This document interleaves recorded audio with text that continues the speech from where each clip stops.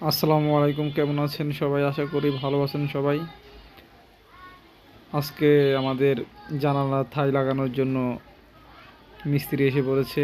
থাইগুলো এক সপ্তাহ আগে মানে বানাতে দিয়েছিলাম। অর্ডার দেওয়ার পরে মানে প্রায় এক সপ্তাহ পরে যে থাই আজকে লাগাতে আসলো তারা। তো এখানে একজন মিস্ত্রি আসছে, উনি আপাতত কাজ করতেছে একা একা। তো ভিডিওটা দেখতে থাকুন, আশা করি আপনাদের ভালো লাগবে।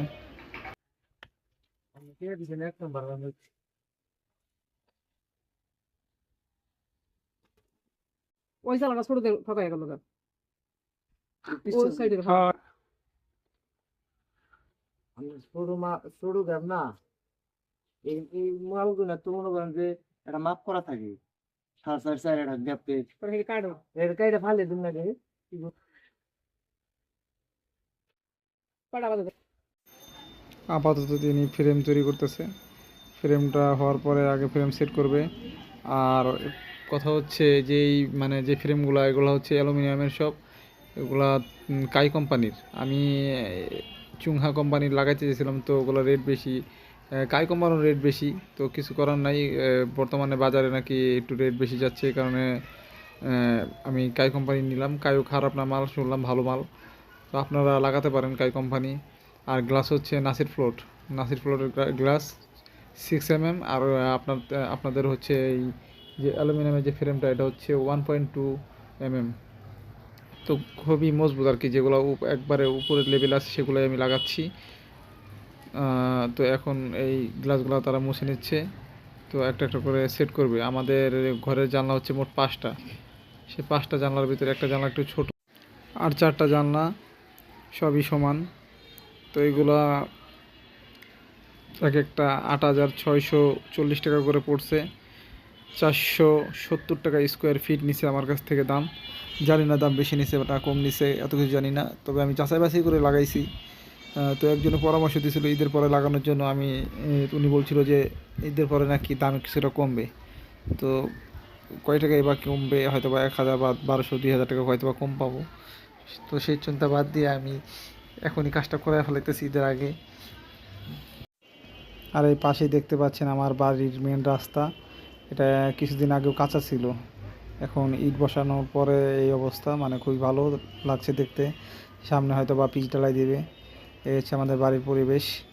মানে একদম খুব সুন্দর একটা স্থান, সবসময় বাতাস থাকে।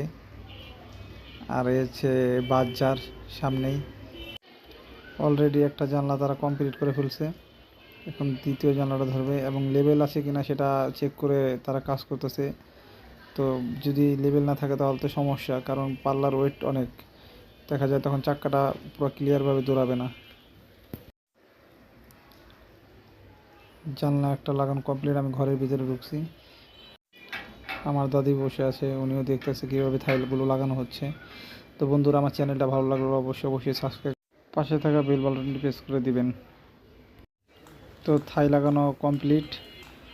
তো আপনাদের দেখাচ্ছি আমি, দেখেন এই হচ্ছে থাই। এখন দেখতে খুবই সুন্দর লাগতেছে। এতদিন জানি কীরকম দেখা গেছে ফাঁকা ফাঁকা। তো খুব ইজিভাবে লাগাইছি, মিস্ত্রি ভালো আলহামদুলিল্লাহ, খুব সুন্দরভাবে থাইগুলো লাগানো হয়েছে। এই যে আমি চেক করতেছি ঠিক আছে কিনা।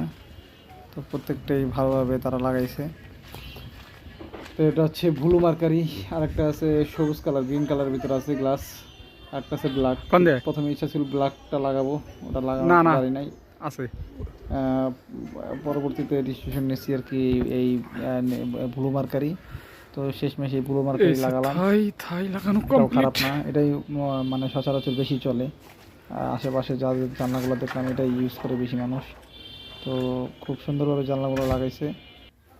তো নেক্সট টাইমে ইচ্ছা আছে মানে রং করানোর, বাইরে ভিতরে রংটা যদি করাতে পারি তাহলে তো আরও সুন্দর লাগবে দেখতে। হচ্ছে আমার বাড়িতে ভিতরে যাওয়ার রাস্তা, এখান দিয়ে যেতে হবে, কিছু করার নাই জায়গা স্বল্পতার কারণে। বিশেষ করে ঘরটা আরও দক্ষিণ দিকে তোলা যাইতো, কিন্তু এদিকে তোলা হয়েছে।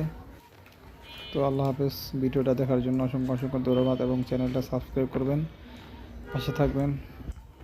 তো অসংখ্য ধন্যবাদ, আল্লাহ হাফেজ, সবাই ভালো থাকবেন, আসসালামু আলাইকুম।